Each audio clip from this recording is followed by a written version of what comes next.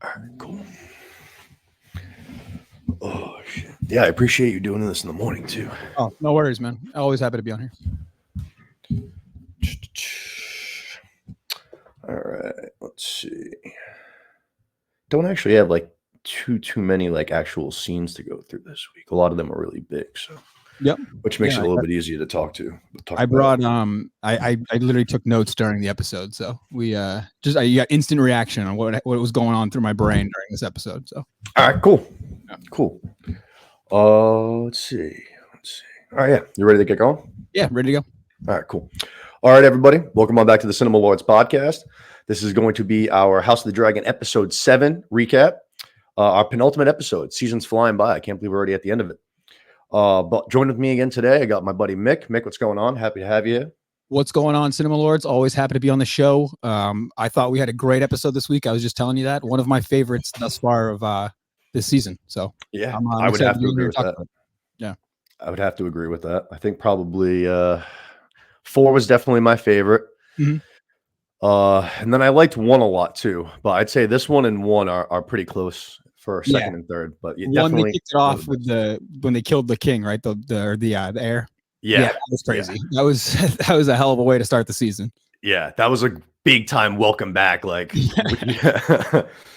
that was even like the season 1. I felt it kind of was the same thing with Viserys's wife, like giving birth and then like dying. That was a fucking intense scene. I was like, all right, we're back. Those pregnancy scenes were unforgettable. Those were tough. Yeah, burn into your memory. They were wild. Yeah. But yeah, like kind of right off the top, I liked this episode. I would have liked it even more if it was kind of just like a middle of the season episode, like 4, 5, 6, something like that. Okay. I thought it was just a little bit lacking from like that, because especially with Game of Thrones, I feel like we've come to know that the penultimate episode's like a lot of the time the big one. And then the finale will be almost more of like a setup for next season. Mm-hmm. This one I just don't think was that kind. So I'm assuming the finale is going to be a lot of fireworks. I would think so as well. You're right. Usually the second to last episode is kind of the big one in the history of Thrones. I think the Red Wedding was that. Yep. I forget, in Battle of the Bastards, I believe was as well. Like some of the bigger episodes in Game of Thrones history, I'm pretty sure, or like you're saying, the second to last one of the season. I think this one, it did have a lot of moving parts. I mean, it set up some really interesting stuff with all the new dragon riders and, how that's kind of coming about. And Rhaenyra finally seems to have the upper hand in the war with, this many dragons and whatnot. So it's kind of flipped, I think the war itself is flipped on its head. And then you have characters like Alicent, who's just completely down bad. I mean, she is just depressed. I don't know what's going on with her. Talk about forcing her screen time this week. Yeah. I had nothing to do with. What is she? What's your storyline right now? I mean, what is she even doing? She's in the woods just being sad. I don't know what the hell's going on with her, but I guess why I like the episode so much was because the dragons themselves and some of the scenes that they shot the dragons in, like that opening scene of Rhaenyra and Adam with very cool. I forget the names of their dragons. It's Sea Smoke and I forget Rhaenyra's dragon, but when they're on the beach there and she doesn't know exactly who he is, she almost thinks that he's an enemy. She's treating him, what's going on here. She has to find out who's riding this dragon, and to come to find out that it's just Adam. And Adam, I thought it was interesting that he doesn't tell her who he is. He doesn't tell her that, that he's the bastard son of Cornelius. He just kind of is like, oh, I'm a regular ship guy. Yep.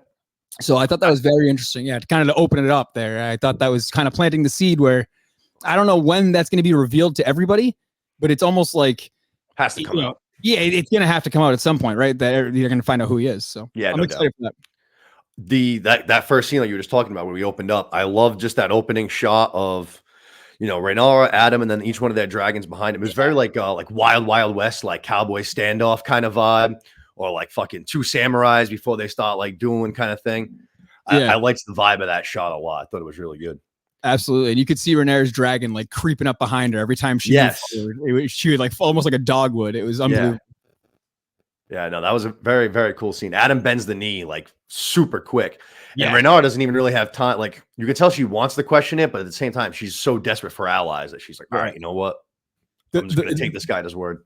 You know what? The one thing I learned, I mean, obviously it's House of Dragon. They focus on the dragon. It's going to be a huge part of the show.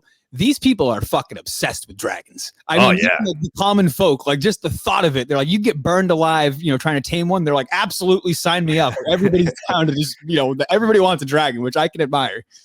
like they say that, basically like gods, Right. fucking, how do you not be in awe and take the chance? Which is Yeah, I basically mean, what Hugh's going to say eventually. It's just like, you can't pass this up. you have to, right? Exactly. Become instantaneously, if you do it, like one of the most powerful people in the world, just like that. It's like having a nuclear bomb. I mean, at your disposal. Yeah. You can just go and blow up places that, you essentially have, you just have like an army at your disposal at any time. Yeah. And obviously we're severely lacking in the actual soldier manpower. Like, even though these people keep saying that they're with us, we have no army still. Like, we don't have the guys from the north. We don't have the guys from the Vale. Damon's fucking around in the Riverlands. So we have no army still. We're just reliant very heavily on dragons. Right. And well, it does seem like with Damon, having that meeting with the Tullys there and him, which I thought was a great scene. That was one of the better scenes, I think, of the season so far, because I'd agree. The way they shot Oscar Tully in the beginning, he was basically just a little cuck. He was Damon's little cuck, and Damon was bossing him around. And even that was happening in this scene, and in this episode, it was happening a little bit. And then all of a sudden, Oscar flipped it right at the very end. He was letting it play out. He almost was like, I'm going to let this guy get the upper hand on me. Damon, you're going to get my army and this, that, and the other. But the one thing you're going to do is you're going to have to make Will Blackwood pay. Yeah. And Damon, to his credit, he didn't even think twice about it. He cut his head right off and was like, you know what, buddy, I need the army. So I think, to your point, like, they're lacking so much in manpower that wasn't even a decision for Damon. That was already made. He was willing to kill that guy for that army. No problem. Even if we have like dragon, we're still gonna need some version of manpower. Can't just like watch every single castle with like a dragon. It's just tough to do. We already kind of talked about Allison. I kind of just tied all of her shit into one thing. She just like kind of leaves the castle with one of our King's Guard, and then basically just says that she doesn't know if she's going back to King's Landing. Yeah, is that like a I'm gonna go kill myself type of thing, or is that like a I'm just gonna go off on my own? Because she tells I forget who the guy is, but she says I don't want any of the handmaids with me or anything like that. I want to be alone, which I thought was weird. I didn't know what she was going for. I kind of assumed that meant that she's just going to be trying to head back home, but I don't think she's going to be living out in the fucking woods, but who knows? Right. Yeah. She's totally lost right now. Yeah. She's down bad. She went from being like arguably like basically like the most powerful person like in the kingdoms, because Viserys was basically just laying in bed all day and she had full control, her and Otto. So she went from that to down bad. Even when Aegon when Aegon was in power, like, she still had his ear. Yeah. And she could tell him, but now with with Aemond, it's not even, he doesn't give a fuck. Got the boot real quick. Yeah. Yep. Speaking of Aemond, this is Aemond related. We see the guy's Sir Jasper. He's on his council. He tells the Clubfoot that he's heard rumors that Sea Smoke's got a new rider, but it sounds like it's one of those fucking telephone games through like 15 different people is how he's got this rumor. So the Clubfoot's like hesitant to bring it forth to the king, which I thought was interesting. I thought he was kind of playing him a little bit so that he could like take it to him himself. That's what I initially thought too. So I initially thought that the Clubfoot there was, he was basically just being a snake. He was going to take the information and downplay it to the guy's face and then tell the king to get in good graces with the king. But then I also thought, like, him and the king aren't on the best of terms. True. So maybe he's trying to screw over Aemond. Maybe he's like, you know what? I should tell Aemond this information, and I normally would, but he's been treating me like shit.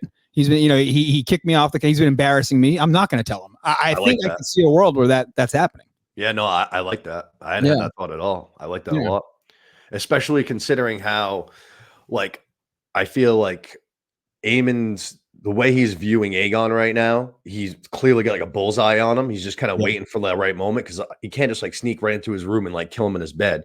He certainly tried. Clubfoot's now with it. Yeah, he did.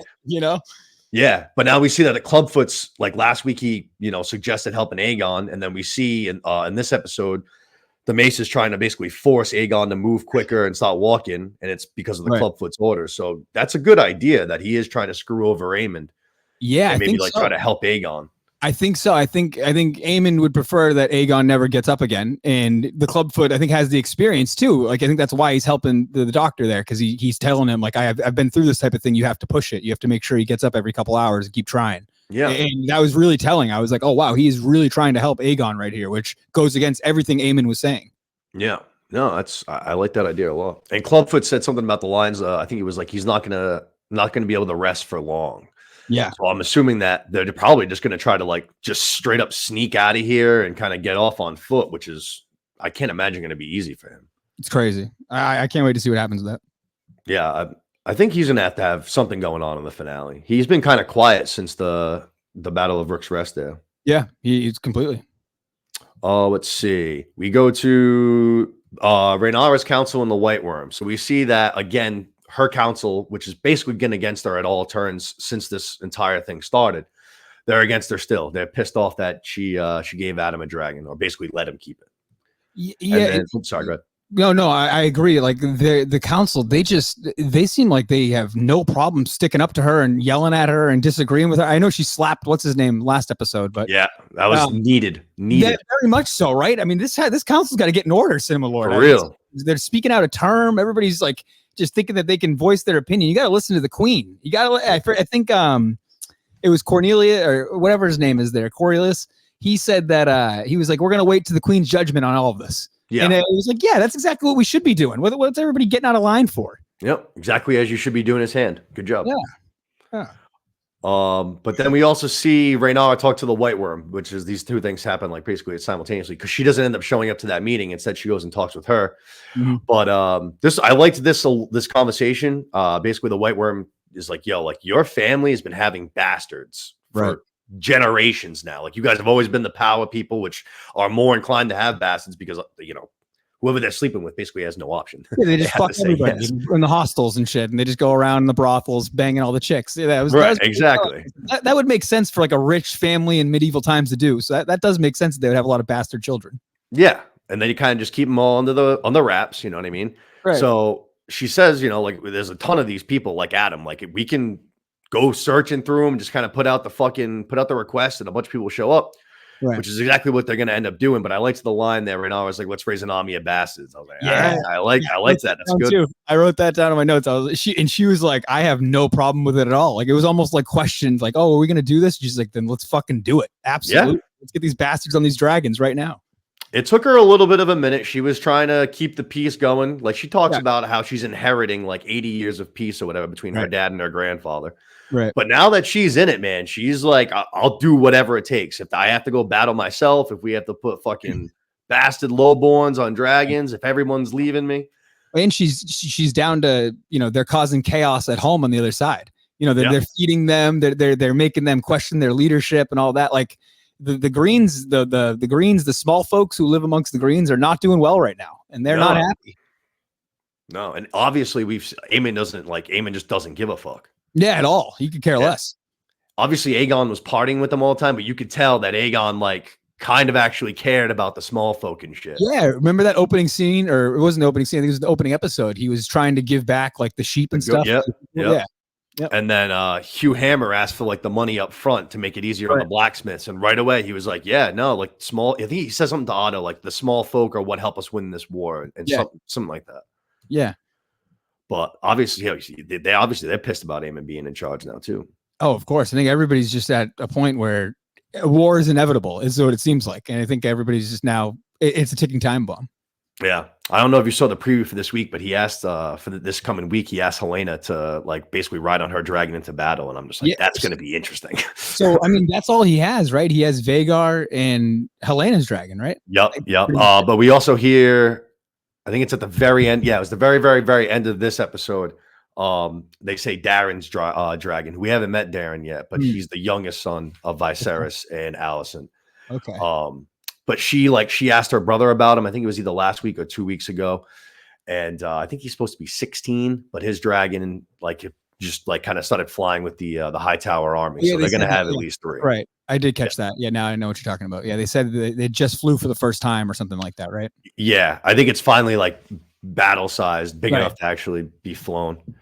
Mm-hmm. Which, speaking of seeing so many dragons and all that, we haven't seen Jace's dragon like at all, basically. Like it flew off at the end of season 1 there to go carry the message. Yeah. And we didn't even really get a good look at it then. We just kind of saw it. It's a little smaller, right? It's Vermax, I think his name.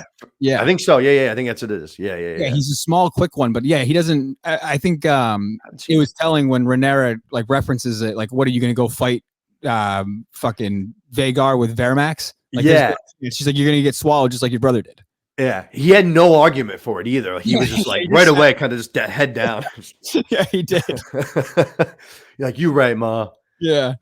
Jace this episode was kind of being a little bit of a bitch, if we're being honest. I mean, I definitely thought so. I don't want to jump too far ahead, but like if we're on him, I mean, I get the fact that like it's special to be the guy who, you know, can tame a dragon, and it's you think it's only you, and that's the reason why you're important. But at the end of the day, man, like we're at war right now. Like you're being a goddamn baby about this whole thing. Like I was so mad that he was getting upset that, you know, that basically was being revealed that Rhaenyra, you know, cheated on the actual father and it wasn't his real dad. What's his father's name? Do you know? I forget.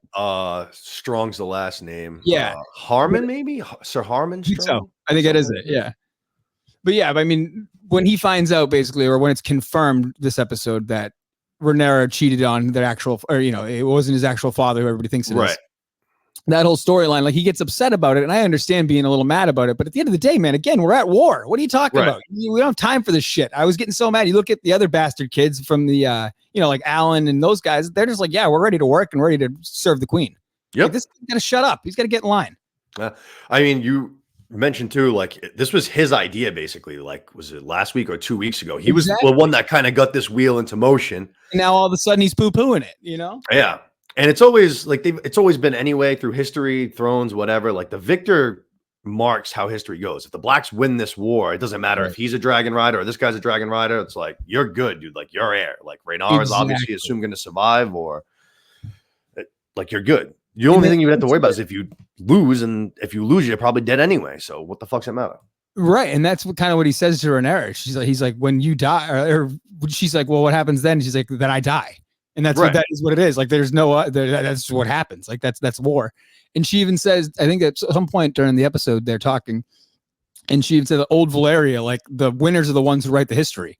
So like, there's no actual truth to it. It's really the winners get to tell you how they view it. Yeah. Cersei definitely has a line, like, I think it's when she's talking to Joffrey in one of the earliest seasons, but she says something very much along those lines where, like, it doesn't matter what really happens. The people at the top can say whatever they want because they're the ones that are like writing the histories and shit like that. Mm-hmm. So I think that's also why they say like these books are like, because it's told from like a couple different like maesters, I think. So that's why even then, like the truth isn't exactly like the truth. It's just how they interpreted the scene of events that are happening. Right. Yeah, exactly. So we kind of already touched upon this scene a little bit, but this was obviously probably one of the best ones of the season, like you said, with Daemon and Lord Tully and the River Lords. Yeah, that was a big one because Lord Oscar was like slinging his dick around, like he was taking some shots, like big. And Daemon doesn't stand for that shit. Was one thing I thought was very funny. I love that. I love this Sir Simon guy. He fucking just cracks me up. But he just keeps looking over like at Daemon with a very concerned look, like waiting for him to snap off. It was fucking. I thought that was very funny, and you could tell Daemon. Daemon kind of like was respecting him. He was like, "Oh man, like look at this little shit, like fucking." I'm gonna like this guy. Right? He was impressed that he was busting his chops, and he was like, he was giving it back to him. Yeah, I was. That whole scene to me was great, and Daemon's fucking ruthless, man. He really is. He doesn't think twice. He grabs that sword and is just like, all right, fuck you. You're Will Blackwood. He was a savage and kind of an asshole, but he got a raw deal. I mean, he got a fucking raw deal, for being honest. Yeah, no, he did everything basically that Daemon told him. What Oscar said that kind of hold a little bit of weight, though. He was like, yeah, you were following his orders, but like you guys went like really over the top with it. Right. But Daemon did say, he was like, show them your fucking savagery. Like, he made sure, like, that's your king. Your king told you to do it. Yeah, that's true.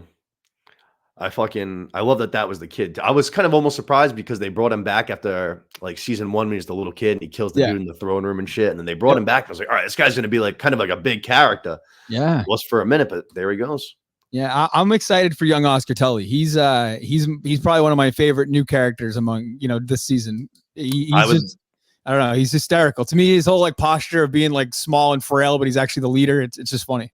Yeah, even when he was talking to the other River Lords, he was very like he was holding his own. He wasn't fucking scared at all. He was straight up. Yep. I would love to see like if he's just an awesome swardsman or something like that too. That would just make it so much better. He's just like a little 14-year-old savage, or like he's nasty with the bow and arrow or something. Yeah, that'd be sick. Real quick, we see like Rhaena is leaving the Vale with Rhaenyra's sons there, and basically right as they're walking out the gate, she's like, all right, you know what, hang on, I gotta do something real quick. And she goes, you'd have to imagine hunting for this dragon and try and claim it. Yeah. Yeah, I mean that it seems like it's load up on dragons. That's the strategy of the war at this point. And I don't know what's going. Damon has an untamed dragon, right? Isn't he still like working on that? I think there's 2 dragons or 3 dragons that are supposedly like wild and untamed, and I Yeah. think this is one of them. I think this one's Okay. like sheep stealer or some shit like that. Gotcha. The other one I know of is just because my buddy Luke's told me about it. It just sounds awesome. Is it's called Cannibal, and it's literally eats other dragons. And I was Oh like, boy. that would be sick. Would love to get that one in here. Right. I think there might have been maybe one more. I'm not sure though. Yeah, it's tough to keep up with them. They're so fucking. The names are so confusing at times. But Yeah, I know the one. I know like everybody who like the riders who are on them now, like the current ones. I can give you all them for the most part, but the untamed ones and the ones that Damon have referenced, I don't know much about. yeah, it's tough. I feel like well, obviously Luke's is dead because Luke's dead, but Luke's, Jace's, and Rhaenyra's, I feel were all like the same word with like one different letter. Yeah, it's like all Vermax, Cyrax, yeah, and then it was something else that was like the same thing. They were like all very similar. Is like Carasax. It's like it's all weird. Yeah. Caraxes, yeah, whatever it is. That one's fucking awesome. The bloodworm is what they refer to it in the books, which is sick. I think my favorite one so far is Sea Smoke, Adam's dragon. Okay, I love the color of him. There's like that like gray. I thought that was so cool in that scene. I saw one thing online that I thought was pretty interesting. The one that we're gonna get to in a little bit, but the one that Ulf claims, I think it's Silverwing. Yeah, Silverwing. When they show it flying, like at the end over King's Landing, it's completely like in perfect condition. Like there's no holes in the wings, like battle from like a lot of the other ones had and shit. Yeah, this thing was clean, like a brand new car. He was much faster than Vagar. You know, he completely, you know, Aemon was going to chase him there, and it seemed, I thought for a second he was going to die. I was like, oh, Aemon's going to kill him here, but Vagar couldn't catch up. He could, you know, he sped right off. He was like, I'm out of here. Fucking Vagar is fearless, man. He was ready to go fight like 4 guys by himself. Ah, God, I love him. I love that dragon. I really do. It's so fucking big and old and angry. It's great. We go to another scene we kind of already touched upon. Jace is basically gonna, complain to mom that if anybody can ride a dragon, then his legitimacy, basically as heir, kind of gets grayed out a little bit. I mean, I get his point there, but like again, like just being a complete baby there. I hope he comes to his ways because I like Jace. He's one of my favorite characters, but he was being a complete baby this episode. And this is your inheritance too. Like you should want to win at all costs, just like your mom does. If this is what it requires, then this is what it requires. Exactly. It's like, who cares what the rules are? It's already happened. You're a grown man, so you can't change anything. Yeah. The White Worm, she's gonna send out basically like Varys's little birds kind of thing. She's gonna send out little birdies to King's Landing and let everybody know that we're letting lowborns in the Dragonstone to try and claim a dragon. Yeah.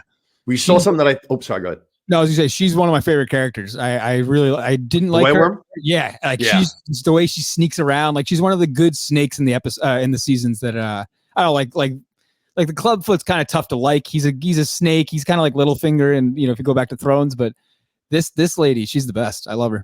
Yeah, we don't really see anybody. I mean, Varys sort of, but like she is an actual like good whisperer. Like she uses those powers for good. Yeah. One thing I thought was interesting about this is that like Ulf is like hesitant. Like he kind of says like he can't be sure about his heritage. Yeah, that kind of threw me through a loop. And then he said his injury too, right? Wasn't he trying to blame like he had like an injury? He's like, I can't get there. I would never be able to do it. And his friends are like, what the fuck is wrong with you? I thought that was such a funny episode. They're all drinking. And they're like, this is what you've been waiting for your whole life. Like, what the fuck? Yeah. They're like, this is how you've been drinking for all these years off of everybody here is because you're a Targaryen. Go prove it. Like, what the fuck, dude? We need you.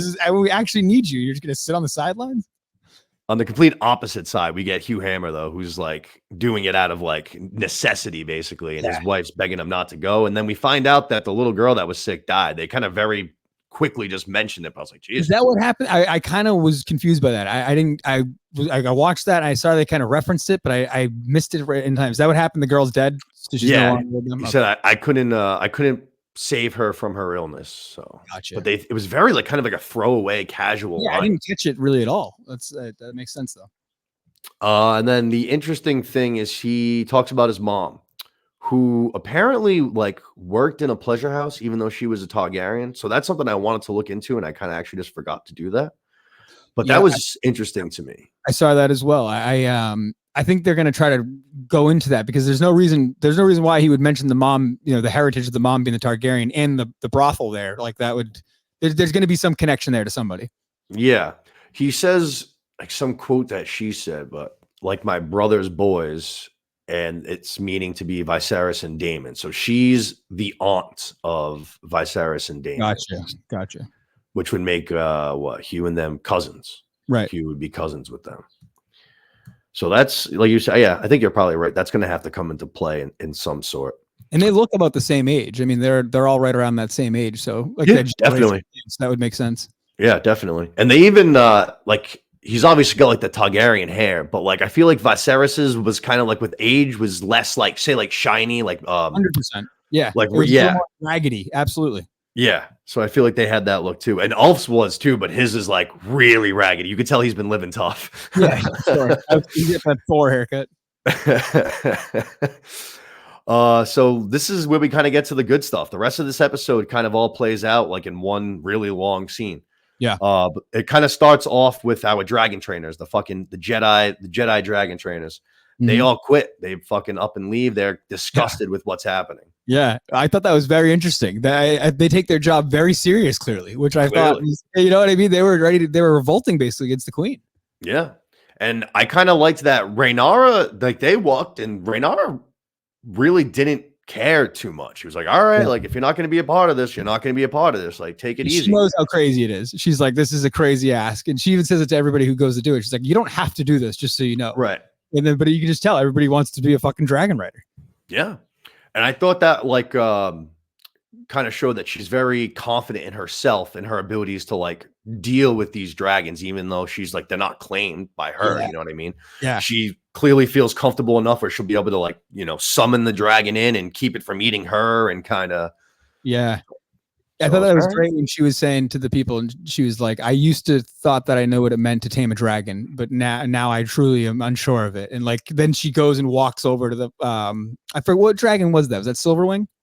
The first one was Vermithor. Yeah, that thing. I mean, that thing's a beast. Yeah. That thing is a beast right there. She said it's the second biggest one alive after Vhagar.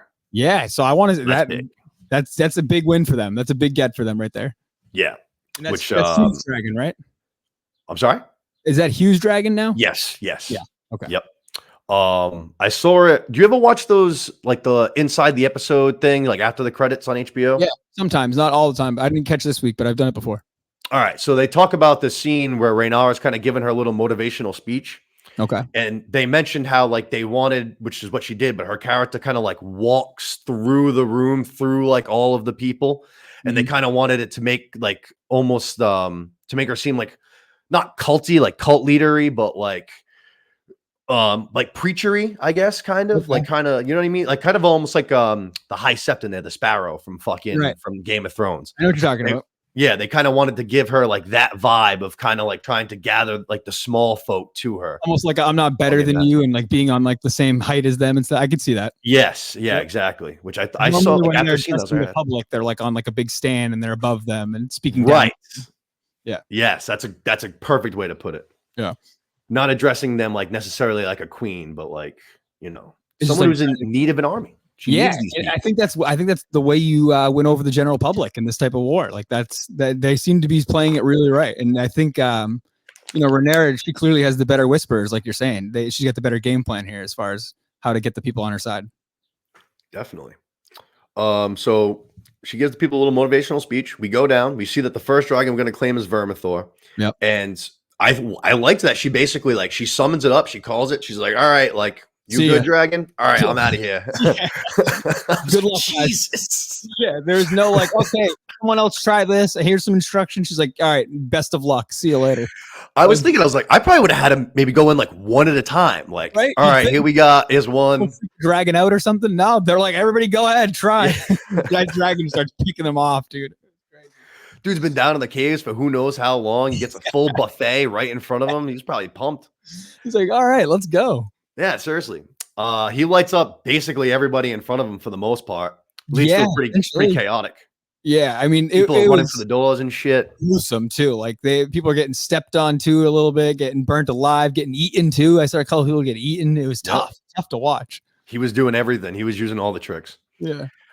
So we see Ulf, he gets knocked down. We're gonna go back to him in a second. Mhm. But Hugh decides to be a little bit of a hero. He like fucking sees this girl cowering behind a rock, Yeah. runs over to her, friggin', kind of protects her behind the rock for a second. And then when they're both about to be getting eaten, he fucking throws her aside. Yeah.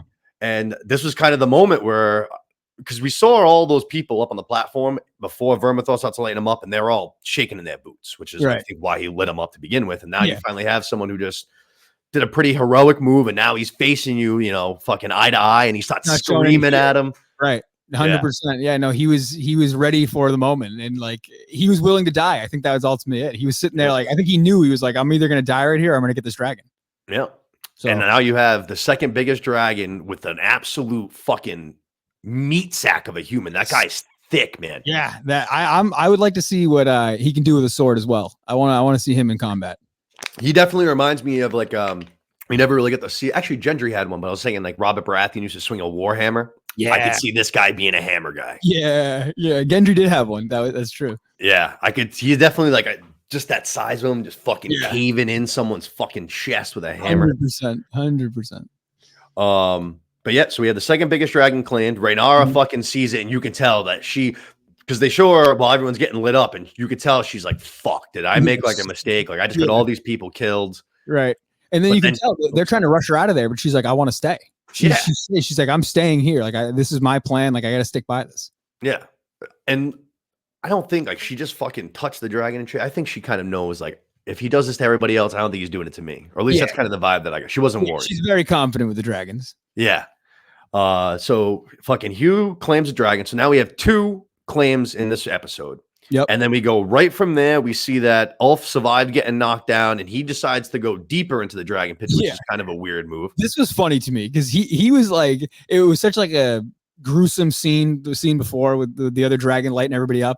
Yep. And then all of a sudden Ulf's just like, he's sign of relief. He's alive. He's walking in. He doesn't know what the hell he's getting into. And then you just hear the growling in the background. He's like, what the fuck? And he puts his hand on his head. He's like, are you fucking kidding me? Like there's another dragon in here. I thought for sure, like, I didn't know how they were going to play that out, but I thought it was almost a little lighter of a scene. Like I didn't think he was going to die there or I didn't think he was going to die or Ulf was going to die there at all. It was almost like it was perfect match. And I don't know. It was just a funny scene. I thought it was funny. Totally different ways of doing the same end result. Right. Like, Vermithor needed like strength and fucking courage. Right. And I don't know if you noticed it, but like Silverwing literally like a dog just like nudged him with his head like 2 times. Yeah. It was like he was fucking playing with him. He was like, I kind of like this guy. Like he's goofy. Right.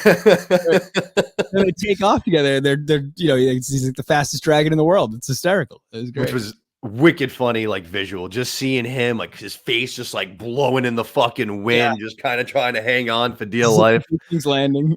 Yes. Yeah. It was fucking very, very funny. Which we see like Aemon's actually, so Aemon's talking to Clubfoot and that same guy whose name I already Sir Jasper. Yeah. And they hear like the dragon coming, and they give each other a look of like shit in their pants, like, oh man, maybe we should have said something to the king. Yeah, exactly. Yeah. And then all of a sudden Aemon takes off. He just doesn't wait a minute. Yeah. Doesn't wait a minute. Yeah. Hops right on that thing, fucking goes chasing, and we kind of mentioned it, but they go flying, like following him right towards Dragonstone, and Aemon sees the other 3 waiting for him, and fucking Vagar was ready for the smoke. Yeah. Yeah. I'm curious to see what Aemon's strategy is going to be, because I think you're right. If next episode they're showing him talking to Helena trying to get on Dreamfire, like if that happens, it's such a sick name. If that does happen, I don't know what her experience is like, but those are 2 pretty badass dragons that are going to be a problem to take out. Yeah, I know that Helena's is supposedly like very big too. I think she's like in the top like 3, 4, or 5, something around there. Yep. So yeah, they definitely going to need that. That was pretty much all the scenes. I just had like a couple of small things that was basically mostly just Corlys, I guess. Daemon too. Daemon had one more vision with Viserys, and it was basically just asking like if he still wants to be king after all of these years. Yeah, which I think obviously Daemon's very torn about still right now. It seems like Daemon originally all he ever wanted to be king, and now since his time at Harrenhal and the visions and all that, it seems like he's coming to his senses. Like maybe that's not everything. Like maybe I don't need that. And Rhaenyra on the other side, it almost seems like she was like, oh, I don't really need to be the queen and all this. Now she's like, no, I am the queen. Like I am this person. So it almost seems like their roles have flipped a little bit. Yep. No, definitely. They're going to be coming back together soon. I think it's probably going to be in this finale. You think so? Yeah. Like Daemon flies back or something? Yeah, probably. Didn't she? He just closed the deal with the Tullys. So, I mean, he's got, at least on paper, he's got an army at his disposal. True. Was it last week or 2 weeks ago? She sent somebody to go meet with Daemon. Remember? It was one of her council people.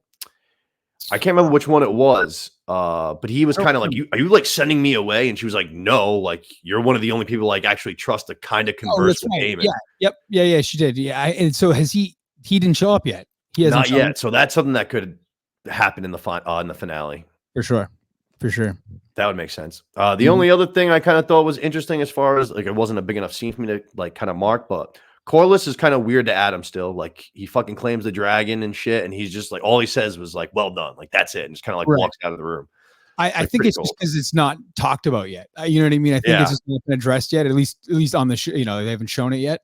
So and same thing with the other kid. When he offers the other kid, like, hey, he's basically like, yeah, like you know what you are, and you have a chance to go tame a dragon. When he's talking to Alan, Alan, and Alan wants nothing to do with it. You know, Alan's basically like, I want nothing to do with it. So, yeah, it was very telling.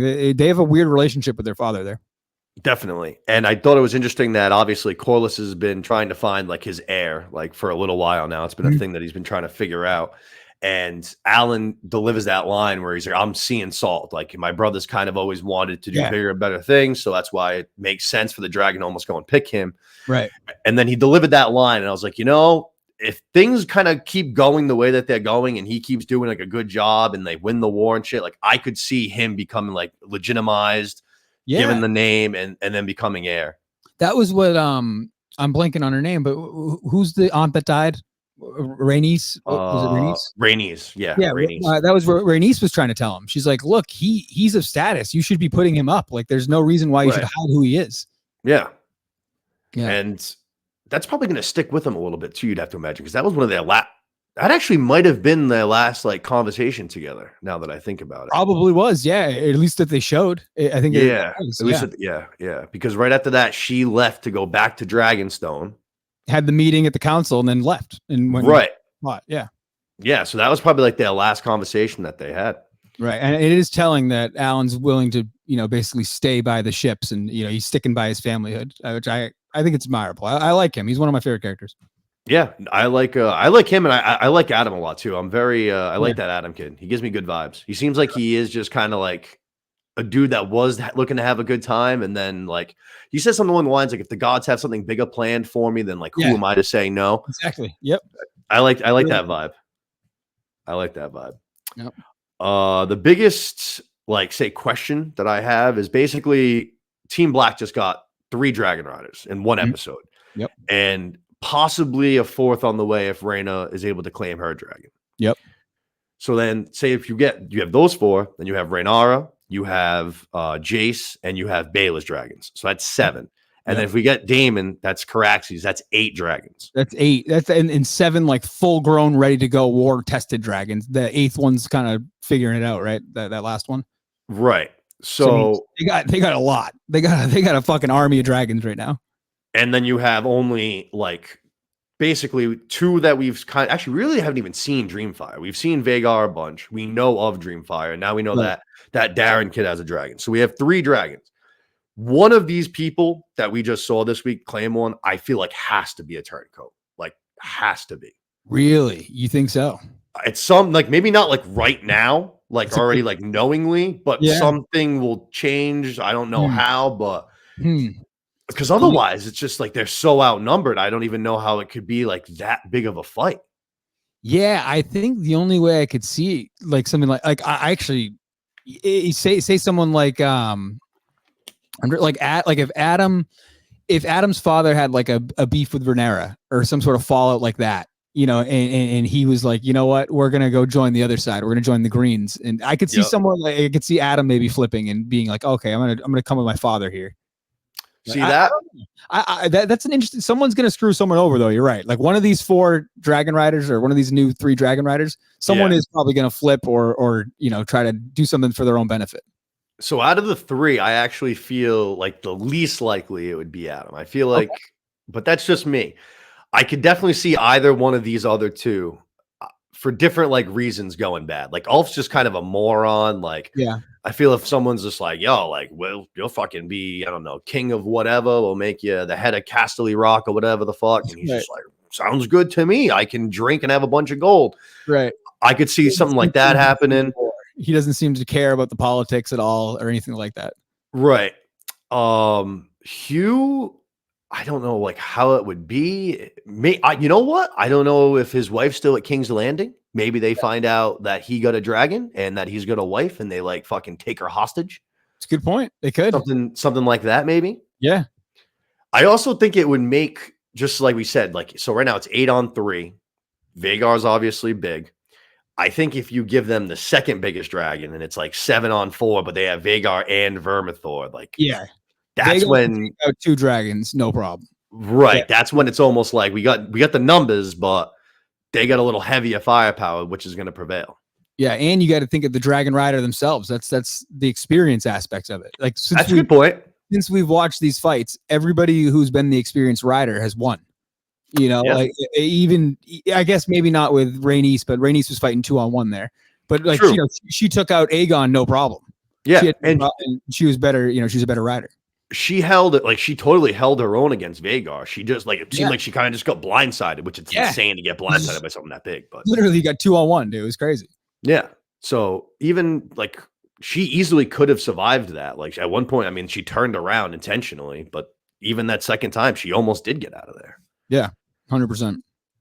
But I think if you take, like, you'd almost have to, you're going to have to 2-on-1 fucking Vagar. You might have to 2-on-1 Vermithor, and then you still got the other 2 dragons to deal with.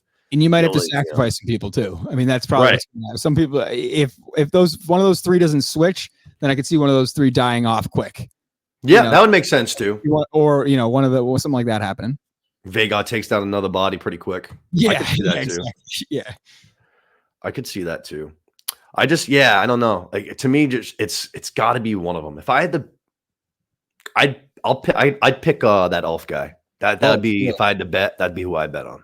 Okay, he seems like probably a little more persuadable compared to Hugh. Yep. Hugh seems like he sticks to his guns and he's like a honorable guy.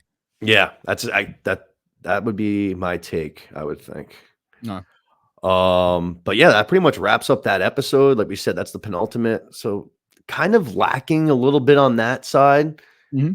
But the preview even for the finale didn't really blow me away. I don't know about you. It didn't seem like they were showing a lot of like exciting moments, but sometimes they do that intentionally. I feel like sometimes they don't want to, they almost surprise you with it. So that's what I'm hoping for next week. I think we definitely got to have some action because we can't have a whole season with just basically the Rook's Rest battle and that's it. Right. It would make sense if the Rook's Rest was, this last episode. That would have made a little more sense, right? Right. Kind of the peak, pinnacle, second to last episode. But yeah, I'm excited to see what happens here. I think we're gonna get some good dragon scenes coming up in this next episode. I think so because people have said that like from like the book, they've basically slowed it down and extended it as big as they can to have like episodes to fill the season. Gotcha. Because it's tough to do like say a season of like say if it's an 8-episode season, it's hard to do battles in 6 episodes because you're going to spend like $500 million making the show. Yep.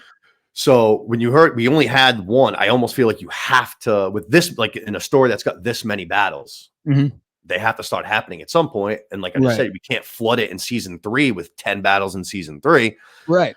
So you'd have to get another one, I feel like, in this finale. It seems like they're alluding to it with the Tullys there. Get like with Daemon and the Tullys. Like it seems like now that they actually have manpower and are willing to like march.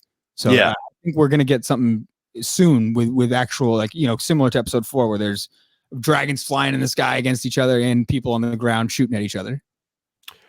Daemon probably got his army just in time because Cole did get sent out to go take Harrenhal last week. Yep. So that could probably be it, like a battle for Harrenhal kind of situation, right? Cole, we didn't see Cole at all this episode, right? No. Actually, yeah, so I mean, I think he's going to play a big part in this next one. Yeah, I could see that. I'm surprised too we haven't seen Otto back because that was already like 2 episodes that Eamon called him. Or was that last week actually? I think it was last week. Yeah, it was last week. Last week. I can't stand that guy, but like kind of in like a good way. Like I want him back on the show because I hate him so much. He's a good snake. Yeah, he really, really is. Yeah. But I think that's pretty much all I got for this week. Do you got anything else? No, that's really it, man. I think we hit on pretty much everything major. I'm certainly not the expert that your buddy Luke is, but I always appreciate you having me on. I love coming on here. I love talking dragons. Oh yeah, no, I like switching it up. Like I love like Luke's the best. Like I said, I talked to you in our messages, but I was like, I've known him since we were in high school, and over half the conversations in total time that we've had have been about Game of Thrones or House of the Dragon. Right. There's no difference with the recording on or off. That's exactly. Good. Sounds very natural when you guys are doing it. Yeah, he is. He like you said, he's dedicated. He knows all his shit very well, dude. He fucking knows his Westeros history. Yeah, he does. Fucking John from Scranton too. That episode, the last episode we did, he was flexing it too. I was like, oh shit, all right, John, my bad. I gotta read here, John. Holy fuck, I know. Yeah. I'm actually fucking. I started Fire and Blood like 2 weeks ago. I'm about to go fucking dive into it right now by the pool. Let's go, man. There you go. Yeah. Love to hear. Beautiful way to spend the rest of the day. Attaboy. But yeah, no, thanks for coming on. We might. I know I'm doing one more recap, obviously, and then I'm gonna do a season 2 review as a whole. Cool. So I might do that like another roundtable with a few different people. If you need it, let me know, my man, and just know that I'll be tuned in either way. All right, awesome. And fucking, how are you feeling? Are you going in for the full-time chair? We'll see. We got a lot to talk about on that regard. I'm going in there. I'm going to do KMS on Friday tomorrow. So we'll know more tomorrow, I think, and we'll talk to Kirk. And he seems to kind of want to keep it more off the air right now. He doesn't seem to want to talk about it and have like a whole bit and do the producer search. So I'm kind of letting him play it all out and letting him dictate how it goes. Oh boy. Well, I'm pulling for you. Thank you. I appreciate that. I really do. Sorry. Good. No, go ahead, man. Yeah, I actually I have to go right now. So I appreciate you having me on, and we'll do it again soon. All right. Yeah, no, I appreciate it, buddy. Take it easy. Have a good rest of your day, and good luck tomorrow. All right, that's gonna wrap it up for us here tonight. Hope everybody liked this week's episode. We will be back next week with our final recap, and then, like I said, we'll be back with our season 2 review. But thanks to Mick for coming on this week. That was a good conversation. I had fun. I enjoyed this episode. So looking forward to the finale. Sunday is just a couple days away. So I hope everyone checks it out. I hope everyone enjoys it. I hope we're all happy with how it how everything goes. And then look forward to talking to you guys again next week. All right. Happy watching.